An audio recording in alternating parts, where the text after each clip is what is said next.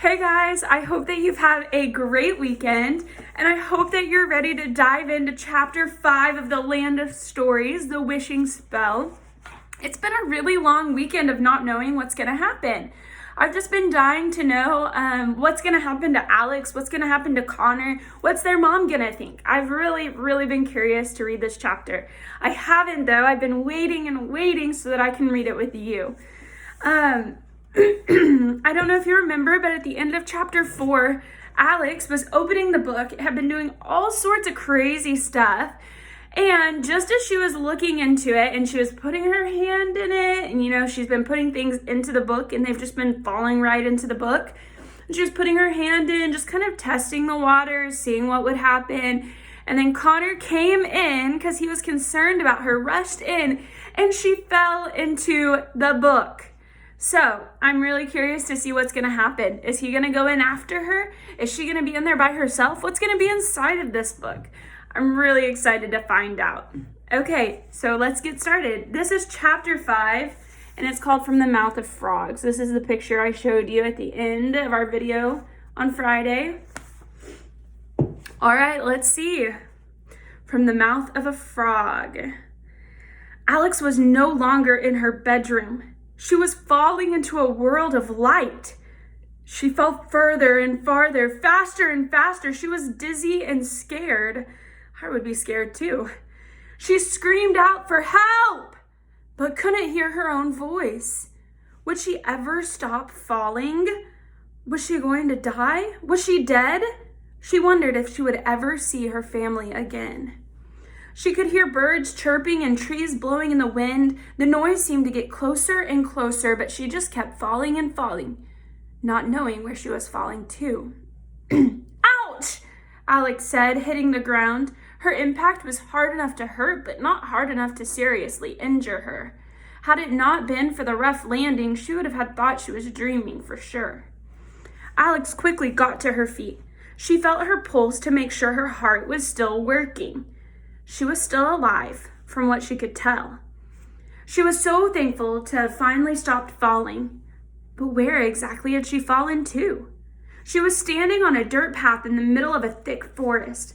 The trees were tall and dark with bright green moss covering their trunks. The sun's rays shined through a light mist. The birds squawked from high in the trees, and if she listened closely enough, she could hear a tiny scream in the distance. Alex spun around, looking in all directions. Her breathing increased as she took in her new surroundings. Was she overreacting or not reacting enough to what had just happened? And what exactly had just happened? She looked up to see if there was an opening she had fallen through, hoping to see some sort of window into her bedroom, but all she saw were tree branches and the sky above her. Where am I? She asked herself. As if he had fallen right out of thin air, Connor landed hard on the ground.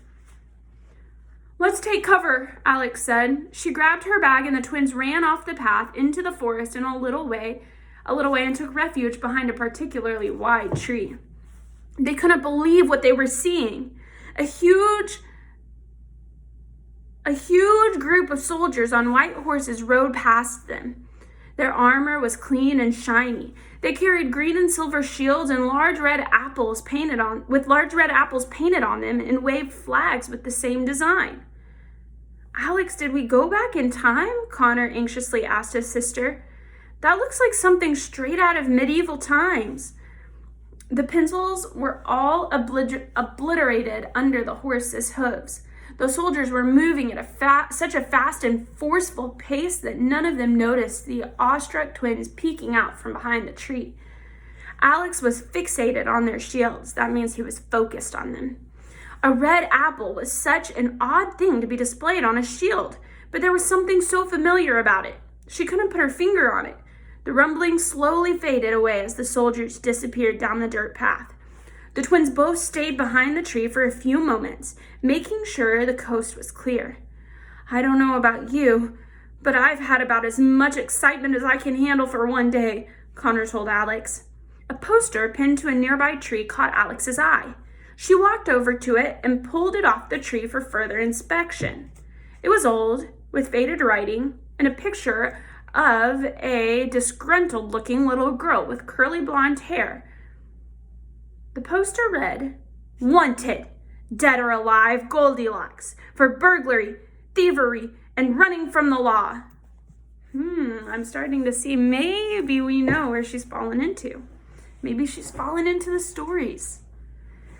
Alex's face went white, and she stopped breathing for a moment. She had realized where they were. No wonder the trees had been so recognizable. She had seen pictures of them so many times growing up. The book had taken them to the exact place she had hoped. Is it possible? She asked herself. The wheels in her head had never spun so fast, as fast as they were now. Is what possible? Connor asked. Do you know where we are? I think so, Alex told him. Where? Connor asked, fearing the answer. Connor, we went into the book, she explained. But he wasn't following her.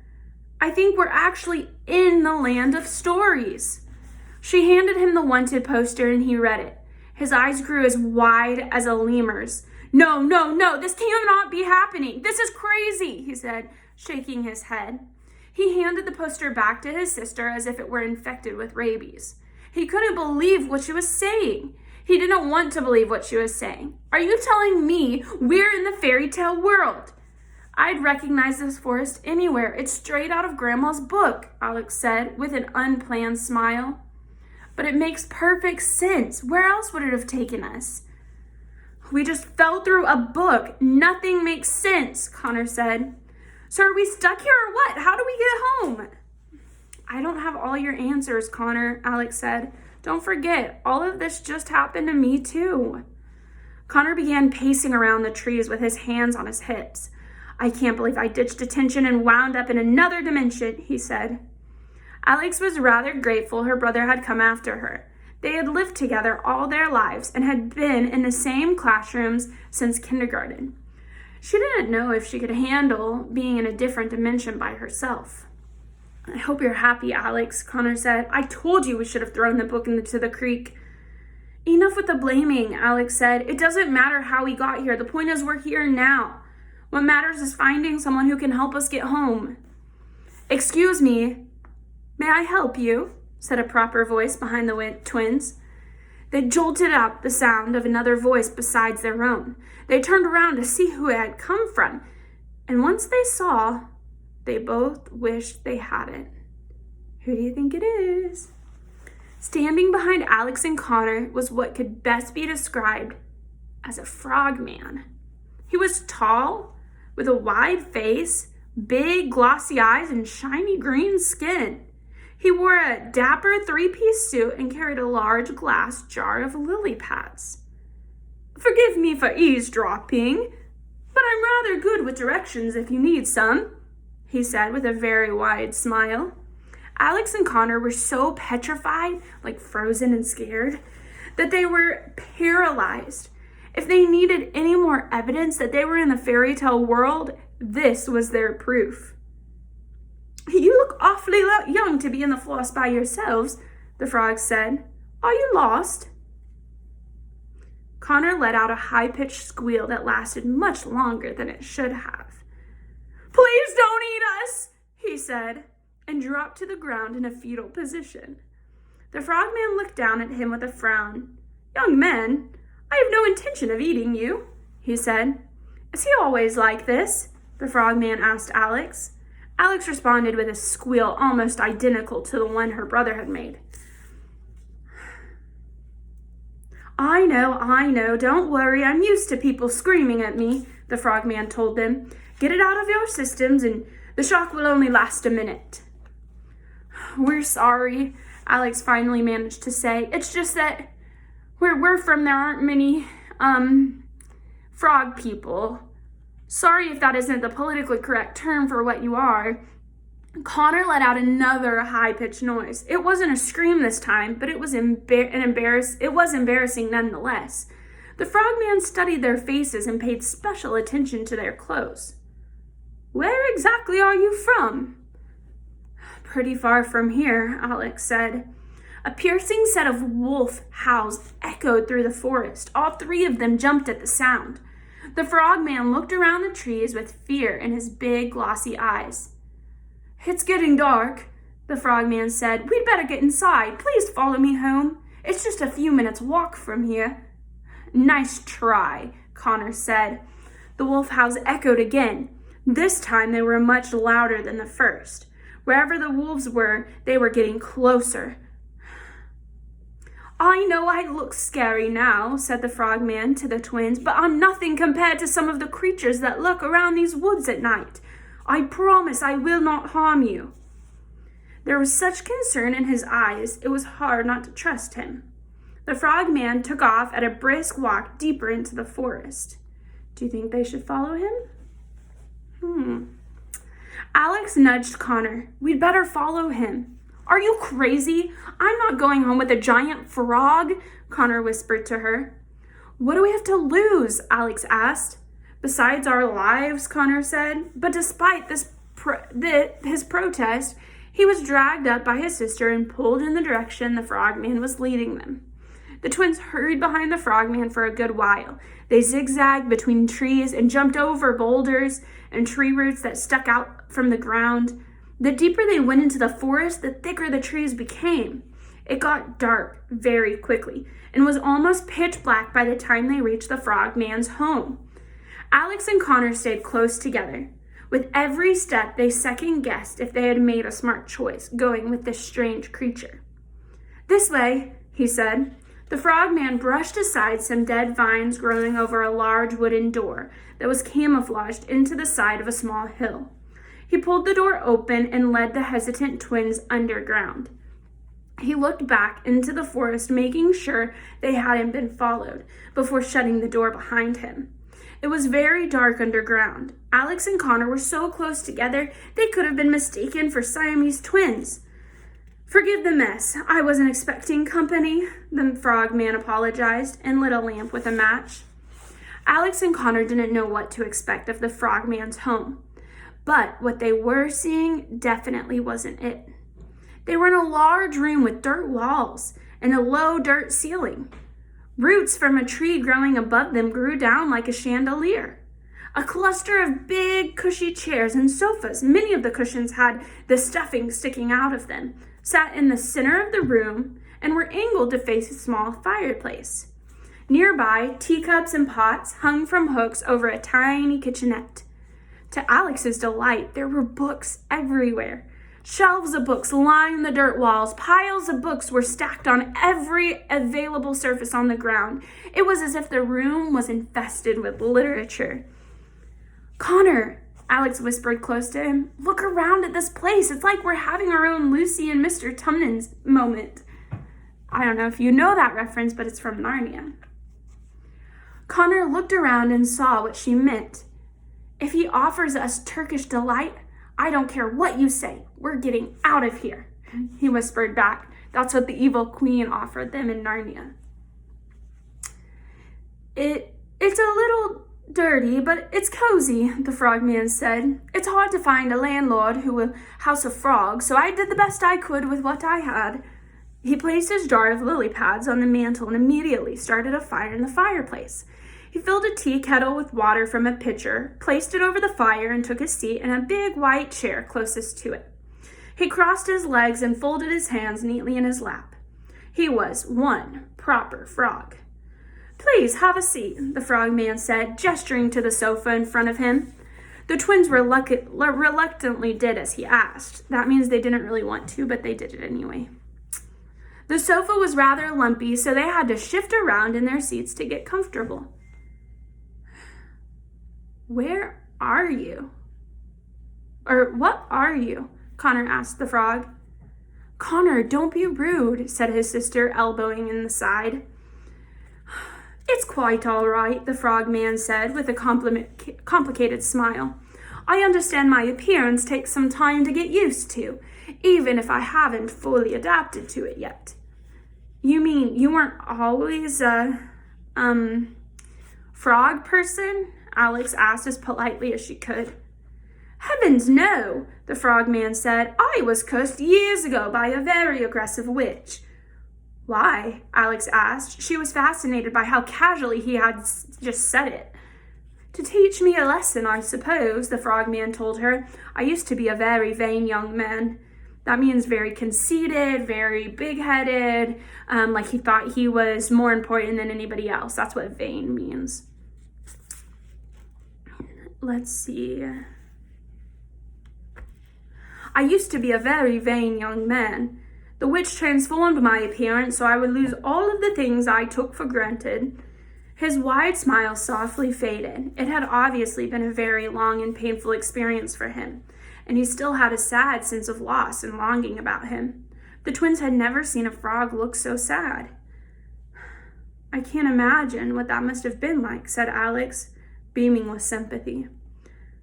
Can we call you Froggy? Connor asked with a small smirk. Connor! Alex reprimanded. It's quite all right, the frogman nodded, and his smile returned. I've learned that the more people embrace their disadvantages, the less disadvantaged they become.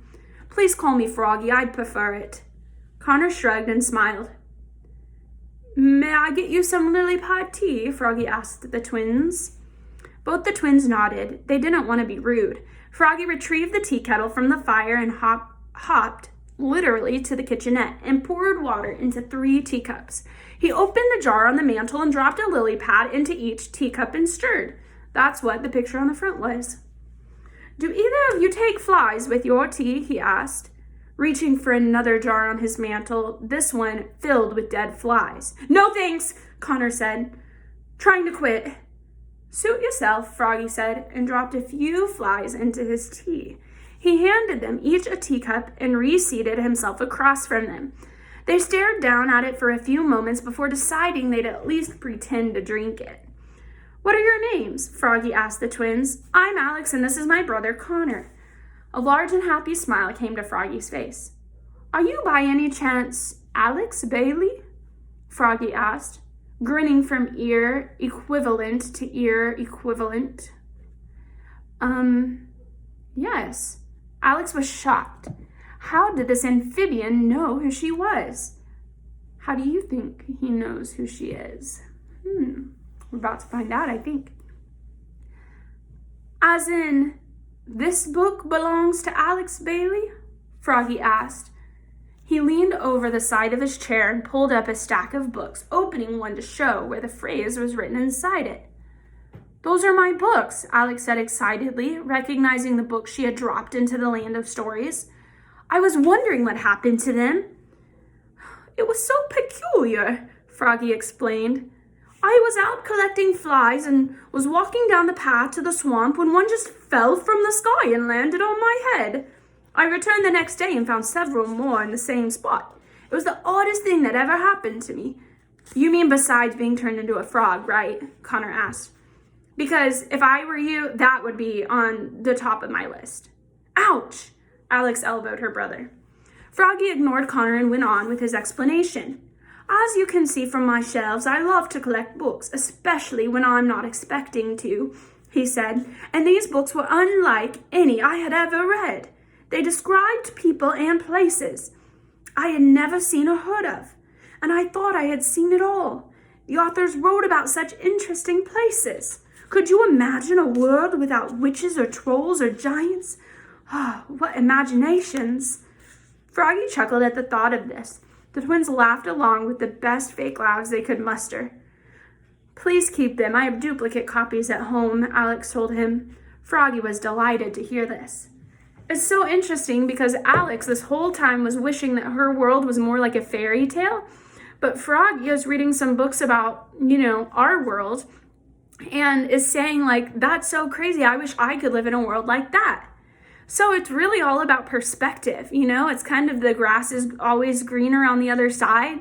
We always think like, oh, well, things would be so much better if I lived here or if I was doing this. But sometimes we just have to change our own perspectives and think about the good that can come from where we're at. And that's a great lesson to learn even during this time of being at home. You might be thinking, oh, things would be so much better if I could just get out of my house, or if I could just go to the store, or if I could just go to school and see my friends. However, there's perspective that you can see in your time right now. There's good perspective to have.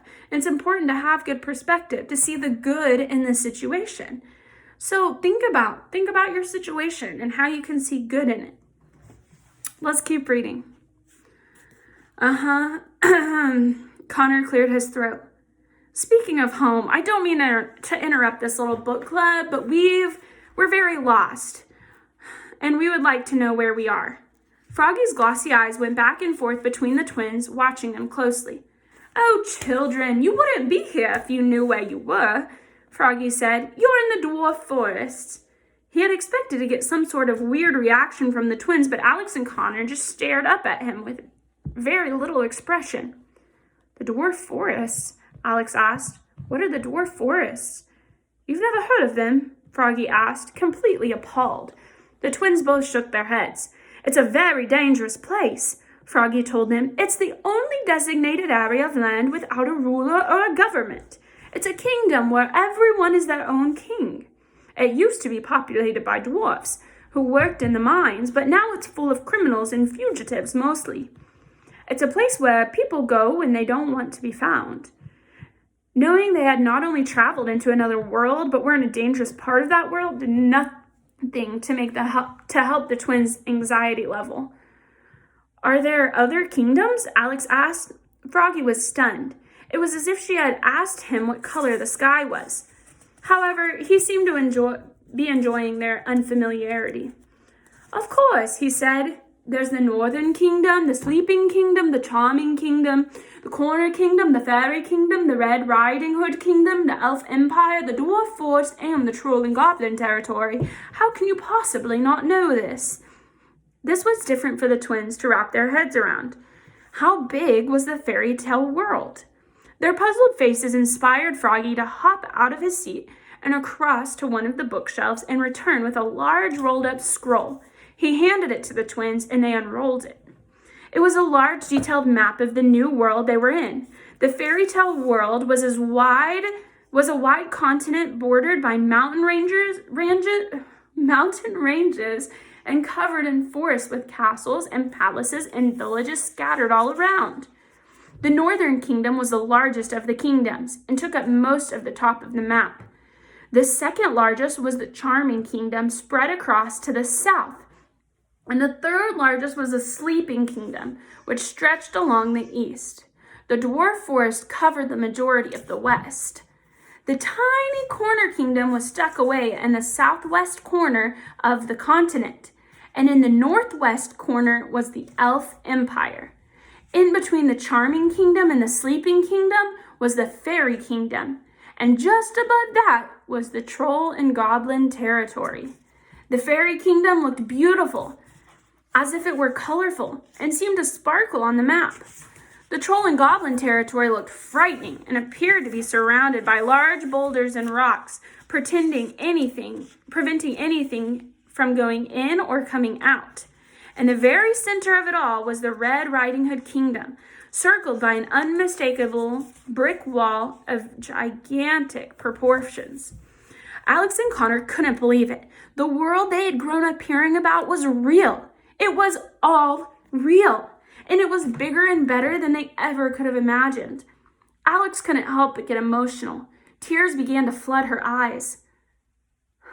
Together, all the kingdoms create the happily ever after assembly, Froggy explained. The happily ever after assembly? Connor asked, with a slight touch of sarcasm in his voice. It's the organization formed to uphold the treaty all the rulers signed so that all the kingdoms could live in peace and prosperity, Froggy told them. Sounds like our United Nations, Alex whispered to Connor. All the kingdoms have their own traditions and celebrated histories, Froggy went on. And there are kings and queens, I'm assuming. And there are kings and queens? The Northern Kingdom is ruled by Queen Snow White.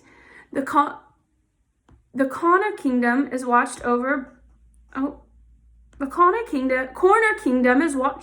Queen Rapunzel. The Sleeping Kingdom, formerly known as the Eastern Kingdom, but renamed after the dreadful curse under which it was placed, is governed by Queen Sleeping Beauty. And of course, the Charming Kingdom is ruled by King Charming and his wife, Queen Cinderella. Wait, are these the current monarchs? Alex asked, with a spark of excitement in her eyes. You mean Cinderella, Snow White, and Sleeping Beauty? They're all still alive? Of course they are, Froggy said. Oh my goodness, that's wonderful, Alex said excitedly. Isn't that wonderful, Connor? Whatever, Connor mumbled. How old do you think they are? Froggy asked. Queen Snow White and King Charles have only been married a few years. Queen Cinderella and King Charming are expecting their first child soon. Queen Sleeping Beauty and King Charming are sadly still trying to restore their kingdom to consciousness after the horrible sleeping spell was placed under. Wait, Connor said. Are you saying all these queens are married to the same guy? Certainly not, Froggy said. There are 3 King Charmings. They're brothers. Of course, Alex said. Snow White, Cinderella, and Sleeping Beauty all married Prince Charming. There's more than one. How come I never thought about that? Connor's eyes were fixed on the map. He kept searching for some kind of road or bridge that would lead them back home, but he found nothing. Why are there a bunch of rocks around the troll and goblin territory? Connor asked. As punishment, Froggy said. Trolls and goblins are nasty creatures and have a habit of kidnapping people and turning them into slaves. The Fairy Council forced the trolls and goblins into one territory, and none of them are allowed to leave without permission. Fairy Council? Alex asked. This world was almost too good to be true.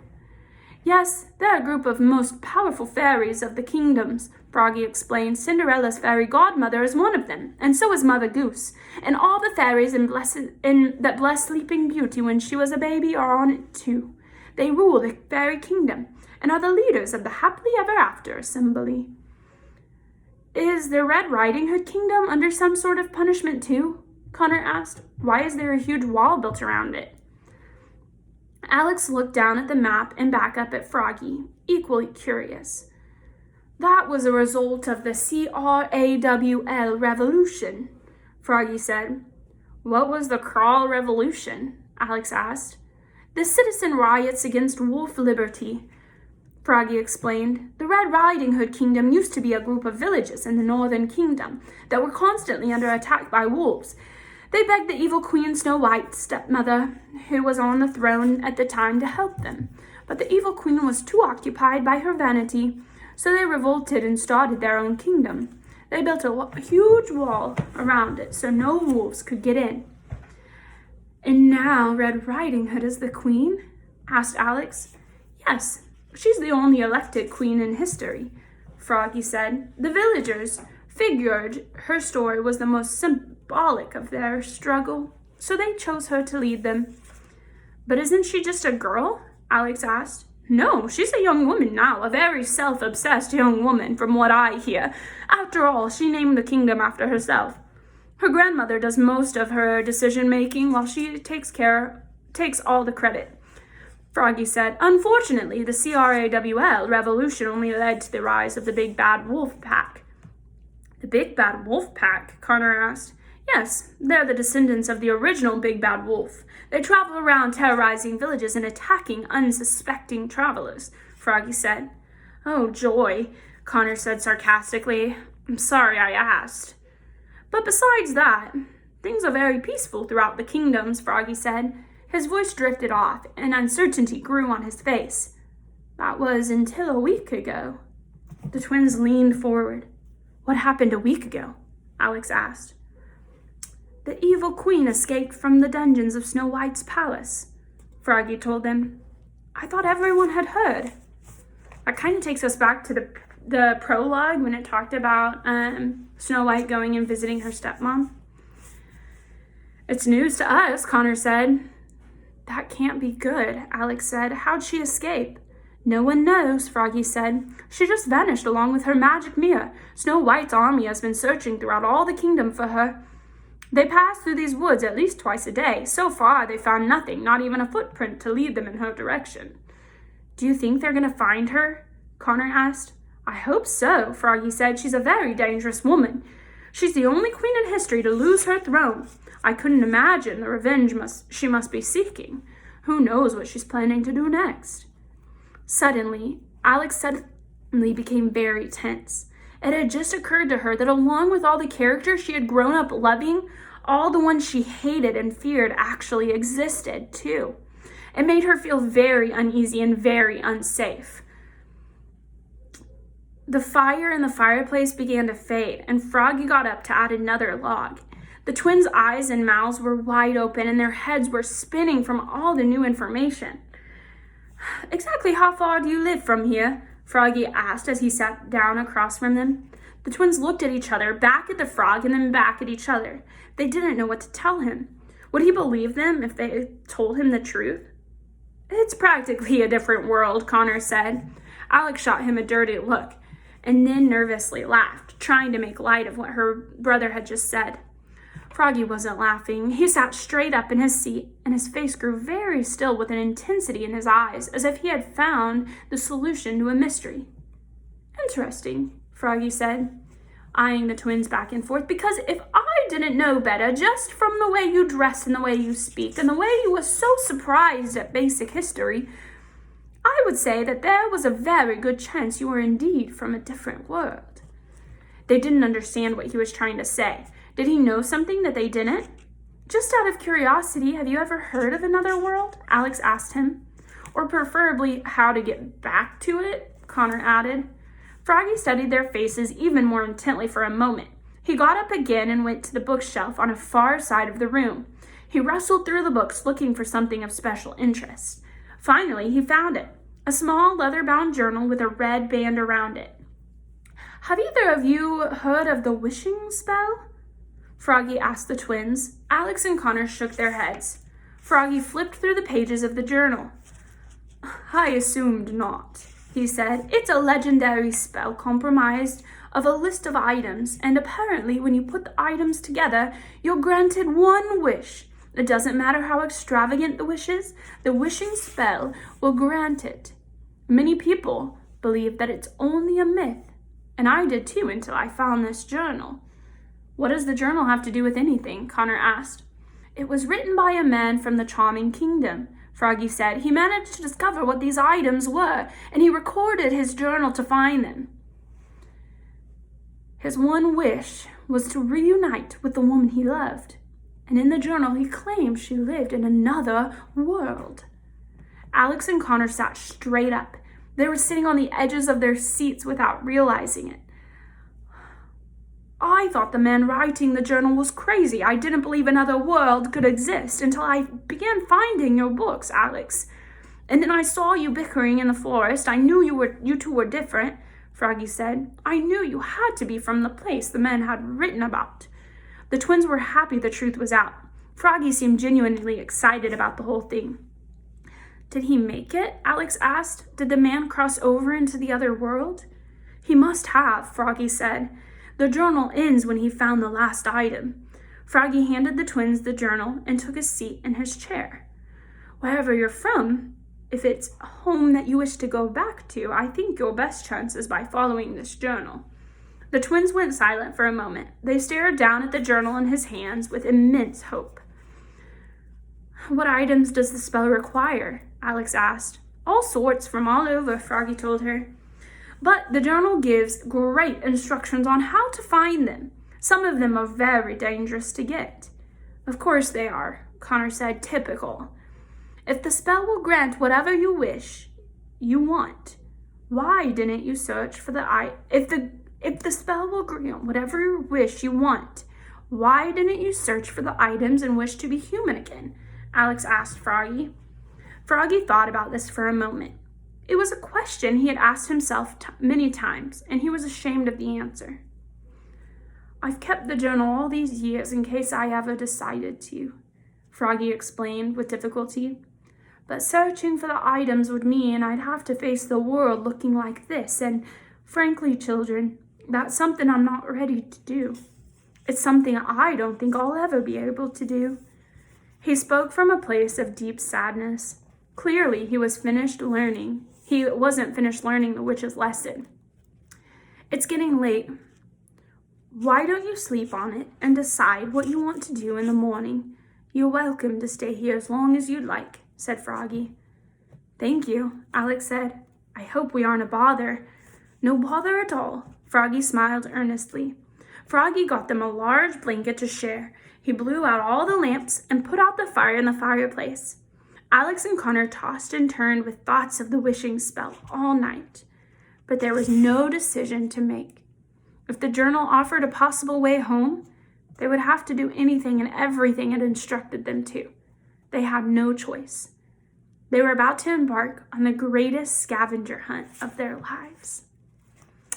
And that's the end of chapter 5. Wow, that was a lot. So now we know where they're at. They're in the land of stories, and we know what they need to do to get home. They have to find this wish. They have to make this wish. They have to go to this place, and they have to collect all of the things to make their wish. We met a new character and everything.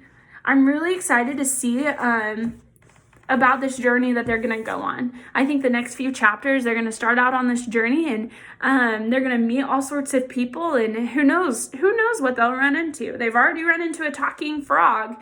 So I'm really curious to find out. I really hope you enjoyed that chapter as much as I did. Here's a picture of the frog on the front cover. Isn't he cute? So I hope you enjoyed that chapter. I hope you choose to do some of the activities and answer some of the questions that are in the description of this video. And I hope that you have a great rest of your day. Go use your imaginations, do something fun, learn something, read a book. Just have a great day. Bye, guys.